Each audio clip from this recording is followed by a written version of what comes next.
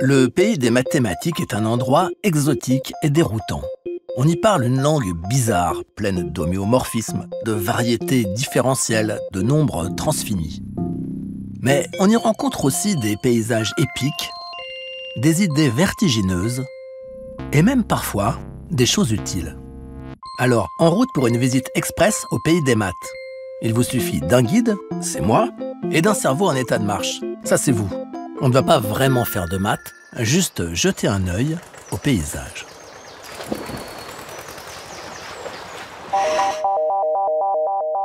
Je crois, disait Don Juan dans la pièce de Molière, que 2 et 2 sont 4 et que 4 et 4 sont 8.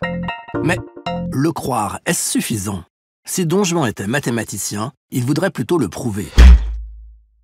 Peut-on prouver que 2 et 2 font 4? Oui, certainement. Peut-on prouver qu'ils font 5? Non, pas du tout. Il n'existe pas de démonstration. Mais peut-on prouver qu'on ne peut pas le prouver? Là, ça se complique. La vérité et la preuve sont des choses différentes, et en fait, le concept de vérité lui-même n'est pas si simple. Les Grecs, déjà, avaient inventé toutes sortes de paradoxes désagréables pour nous faire douter de son caractère absolu. Épiménide le Crétois affirme qu'il est un menteur. Si c'est vrai, c'est un mensonge, donc c'est faux. Mais alors c'est vrai, et donc c'est faux. Bref, ça commence mal. Avançons un peu dans le temps. Disons de 2500 ans. Nous voici au début du XXe siècle. Le centre des mathématiques mondiales se situe alors à l'université de Göttingen et David Hilbert règne sur l'université de Göttingen. Mais David Hilbert est inquiet. Une idée nouvelle, la théorie des ensembles, perturbe les mathématiciens. Elle soulève en effet des paradoxes qui évoquent celui du menteur et semble remettre en cause les fondements des mathématiques. Pour mettre fin à ces doutes, Hilbert propose d'axiomatiser les mathématiques. Qu'est-ce que ça peut bien vouloir dire?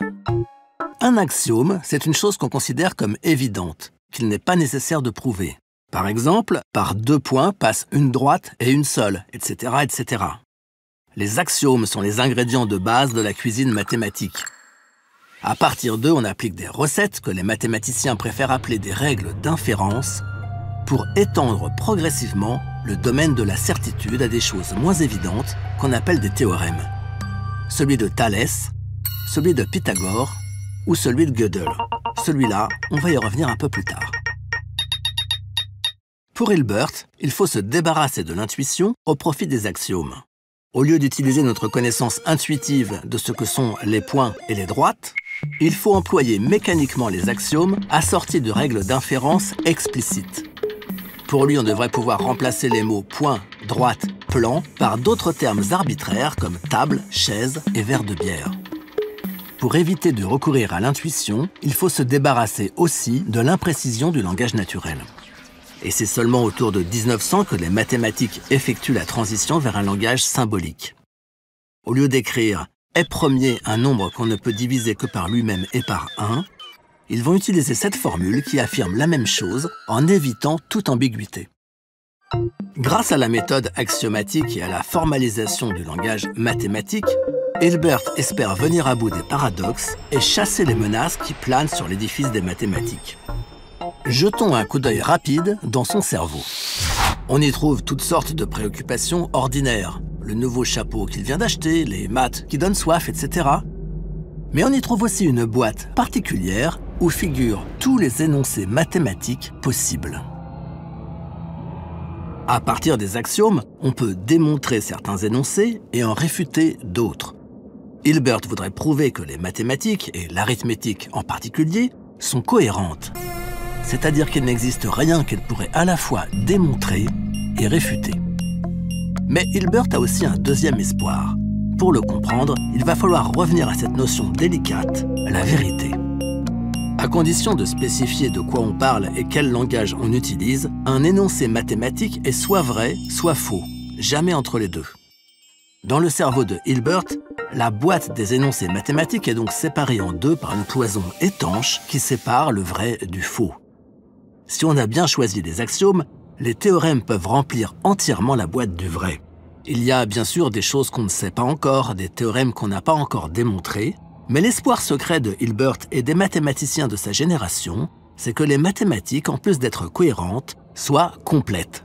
C'est-à-dire que tout ce qui est vrai soit aussi démontrable, que le démontrable se confonde avec le vrai.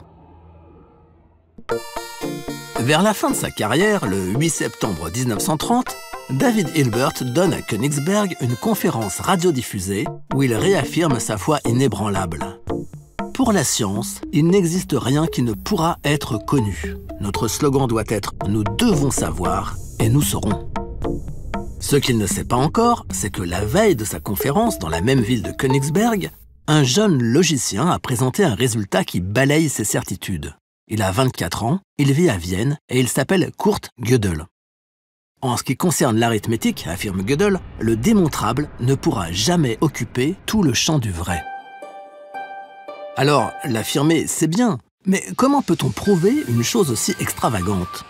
Il faudrait que les maths puissent prendre pour objet des énoncés arithmétiques. Prenons par exemple cette proposition qui affirme qu'il existe une infinité de nombres premiers.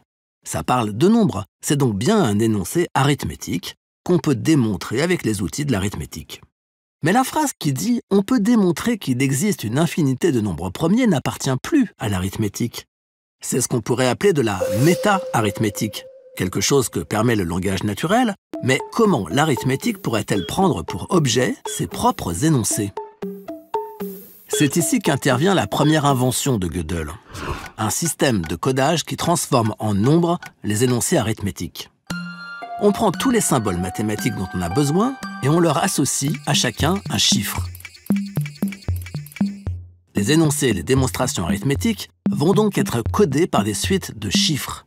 À chaque énoncé, on associe donc un nombre et le codage est construit de telle façon qu'on peut reconnaître, en regardant ce nombre, s'il est ou pas le code d'un énoncé démontrable.